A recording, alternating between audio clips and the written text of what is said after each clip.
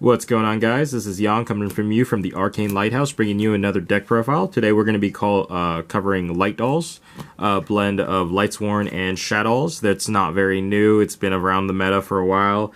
It just got Shaddolls have been recently coming back due to the dinosaur hybrid build that's been going on, making some noise. But this is going to be strictly a Lightsworn Shaddoll build, and it's very casual, so keep that in mind. The deck for what it is, it's very budget, unless you want to bling it out like some cards I did in this deck. But we're going to go straight into the deck profile, not waste any time. So the first two cards we're going to start off with, we're going to run one copy of Dark Arm Dragon and one copy of Black Luster Soldier and Void at the beginning. So these are your conditional boss monsters. BLS is a little easier to get out compared to Dark Arm Dragon, where you need three darks in the graveyard, opposed to one dark, one light for BLS to banish. Now, these are very good boss monsters. You just have to be conscious about how many dark monsters you send and how many you need to remove in terms of, like, if you want to do BLS first to make it an odd 3 and then go into DAD, depending on when you want to drop it, depending on what the state of the board is. We're going to go right into the Shaddoll engine. We're going to run one Shaddoll Beast.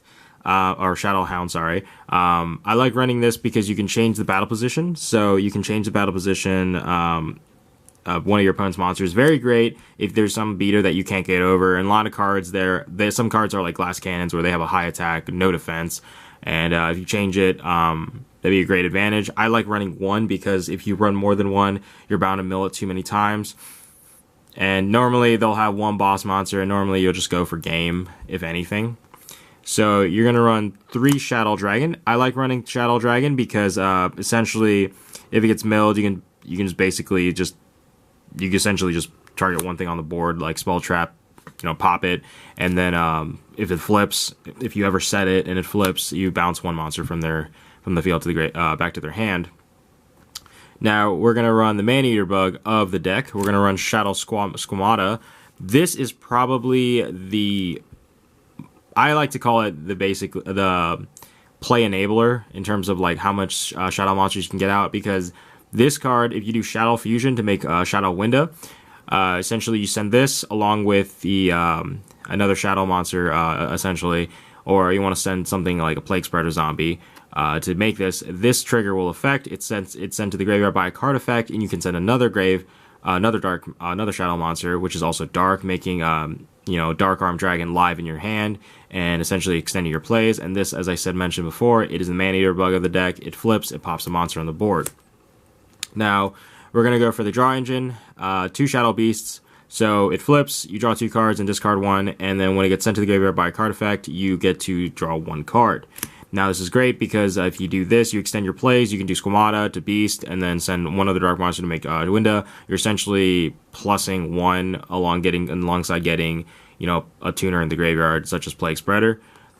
Next, we're going to go for Shaddoll Hedgehog. I like running 3 because when you send to the graveyard, you can essentially add 1 Shaddoll monster from your deck to your hand, and when you flip it, you can add 1 Shaddoll spell or trap card from your deck to your hand. So essentially, is your search engine.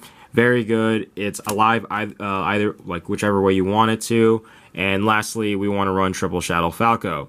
Most people like running 2. I like running 3 because 3, I feel like you'll see it often enough, and even if you have a bad mill, you'll get that 1 trigger effect where you can special summon in face down defense position, or when sent to the graveyard by a card effect, you can special summon 1 Shadow monster face down defense position. So when you flip it, you get the from the graveyard another Shadow monster, and when you flip it, when it gets sent to the graveyard, you get to special summon it back. So essentially, you get a level 2 tuner, and you set up your next play. Next, we're going to go to the Lightsworn engine. Now, personally, I like running 2 Judgment Dragons. You never know when you're going to get it. Majority of the time, I play this deck in playtesting and actual matches. I've hit this more times than ever, and with Link Summoning being a thing, it very slowing them down the meta in terms of like 6 Samurais. This is a deck that is pre-synchro, pre-Link phase. So back in 2007, this deck was really good. It's still good in terms of like how much you can special summon. It is really coming down to luck, and I can't stress that enough. Lightsworn players who say they have very good skill in maneuvering and piloting this deck, no, it's really like reducing the risk of what you're not supposed to mill opposed to what you want to mill, and just getting the consistency and adding precautions to actually mill what you want, so that way your plays don't get, they don't stumble, or and you get what you want. Now next card we want 2 Raidens, the tuner, Lightsworn tuner. We want to run 1 Lila. Running more than one is kind of overkill. 1 Garroth, just for you want diversity with your Lightsworn names. You want triple Wolf because there's a possibility of milling this a lot, and if not, you can also use this for Solar Recharge. So you have a lot of discard outlets, and we run 1 Felice, and we run triple Lumina. Lumina is your monster reborn of the deck. You can discard Wolf to get this. You can discard a lot of Lightsworns, and then if you have a valid target already pre-existing in the graveyard that is another Lightsworn that you don't want, you can special summon the one that you had just discarded. Now, moving into the other monsters, non-Lightsworn, non-Shaddoll deck, we want to run 1 Destrudo. This is more fairly recent. Very good in terms of very extending your plays, making your synchro plays very flexible in terms of what you need. I always like running it because it's always just a viable option to have in the graveyard. I'd rather have it and not need it than need it and not have it. So we run 2 Kaijus. I like running it because it gets rid of some things that can't be targeted, can't be destroyed by battle, card effect. You just swap it out, give them like this, and essentially go off. We run 1 Plague Spreader, we run 1 Glow Up, and we run 1 Treeborn. Now, Treeborn I'll explain because you don't really run a lot of trap cards. There's no point in this deck unless they're relevant. I run just pretty much the staples, to be honest with you. So spell cards, we're going to run 1 that Grasslook Screener, we run 1 Regeki, we run triple Solar Recharge, we run 2 Boogie Traps. You discard 2 cards and then target 1 trap card in your graveyard, then set that, and then it can be immediately activated. I like that because it's graveyard recursion for your trap cards, and a lot of their trap cards, as I'm going to go into, are very interactive with your opponent in terms of special summoning. Moving on, we're going to run triple Allure of Darkness to add some more consistency, just to really dig through your deck a lot faster. We're going to run El Shaddoll Fusion, the fusion card that you can activate during your combat phase, so that way you can extend your plays a little more, so that you can actually really hit for extra damage and really push your opponent into lethal range for game. We run triple Shaddoll Fusion, pretty much the staple of this deck. If they have anything in their extra zone, you essentially can use their materials from the deck, which is amazing. I don't know why this has not been hit, but again, Shaddolls have not been relevant until recent news in terms of the Dino Shaddoll build.